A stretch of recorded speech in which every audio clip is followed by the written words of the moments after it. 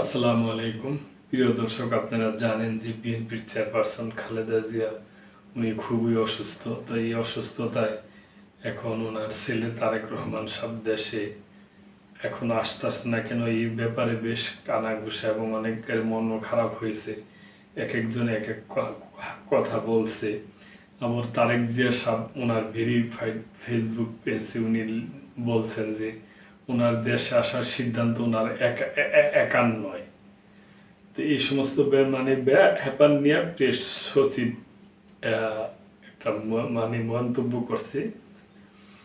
তারেক রহমানের ফেরায় সরকারের কোনো আপত্তি নেই। প্রেস সচিব দেশে ফেরার ক্ষেত্রে বাধার ইঙ্গিত বিএনপির ভারপ্রাপ্ত চেয়ারম্যান তারেক রহমান দেওয়ার পর প্রধান উপদেষ্টা প্রেস সচিব শফিকুল আলম বলেন, এক্ষেত্রে অন্তর্বর্তী সরকারের পক্ষ থেকে কোনো বাধা নেই। দেশে ফেরার সিদ্ধান্ত বাস্তবায়নের ক্ষেত্রে একক সিদ্ধান্ত গ্রহণের সুযোগ অবারিত ও একক নিয়ন্ত্রণাধীন নয়। তারেক রহমানের এই পোস্টের পর আজ শনিবার বিকেলে এক ফেসবুক পোস্টে প্রেস সচিব লিখছেন, এই ব্যাপারে সরকারের তরফ থেকে কোনো বিদেশি নিষেধ বা কোনো ধরনের আপত্তি নেই। বিএনপি চেয়ারপারসন খালেদা জিয়ার ছেলে তারেক রহমান ওমান 111-এর পর 2008 সালে কারাগার থেকে বেরিয়ে সপরিবারে যুক্তরাজ্যে যান। তারপর আর তিনি দেশে ফিরেননি। বিদেশ থেকেই দল পরিচালনা করে আসছেন তিনি। গত বছর জুলাই অভ্যুত্থানে আওয়ামী লীগ ক্ষমতাচ্যুত হওয়ার বিভিন্ন মামলায় তারেক রহমানের সাজার রায় বাতিল হওয়ার পর তার ফেরার আলোচনা শুরু হয়। দলের ভারপ্রাপ্ত চেয়ারম্যান তারেক শীঘ্রই ফিরবেন এমন কথা বললেও সুনির্দিষ্ট দিন তারিখ জানাচ্ছেন না তারা। এর মধ্যে খালেদা জিয়া অসুস্থ হয়ে হাসপাতালে ভর্তির পর তার জীবন সংকটাপন্ন হয়ে উঠলে গতকাল শুক্রবার শোনা যাচ্ছিল তারেক দ্রুতই দেশে ফিরছেন।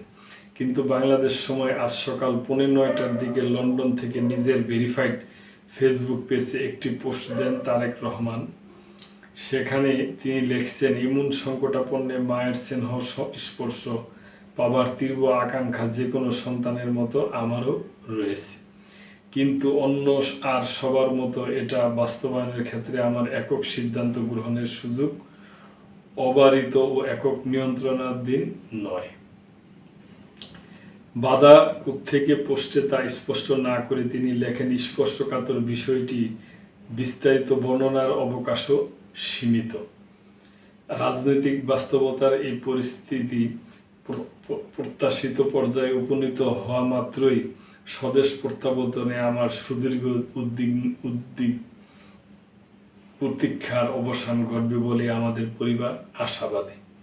এদিকে ফেসবুক পোস্টে শফিকুল আলম লিখছেন, বেগম খালেদা জিয়ার শারীরিক অবস্থা নিয়ে প্রধান উপদেষ্টা অধ্যাপক মোহাম্মদ ইউনূস ইতিমধ্যে গভীর উদ্বেগ প্রকাশ করছেন এবং তার জন্য দেশবাসীর কাছে দোয়া চেয়েছেন। তো প্রিয় দর্শক, আমরা প্রথম বলবো যে আমরা খালেদা জিয়ার জন্য দোয়া করি, আল্লাহ যেন ওনাকে সুস্থ করে এবং ওনার একমাত্র ছেলে তারেক রহমান সাহেব উনি যেন তাড়াতাড়ি ওনার মার কাছে ফিরে আসতে পারে, এইটাই আমাদের কামনা, এটাই আমরা আশা করি। তো প্রিয় দর্শক, এই ব্যাপারে আপনাদের কিছু বলার থাকলে অবশ্যই করবেন এবং সাবস্ক্রাইব করে লাইক কমেন্ট শেয়ার করে মেম্বারশিপ নিয়ে আমাদের পাশেই থাকবেন। আল্লাহ হাফেজ।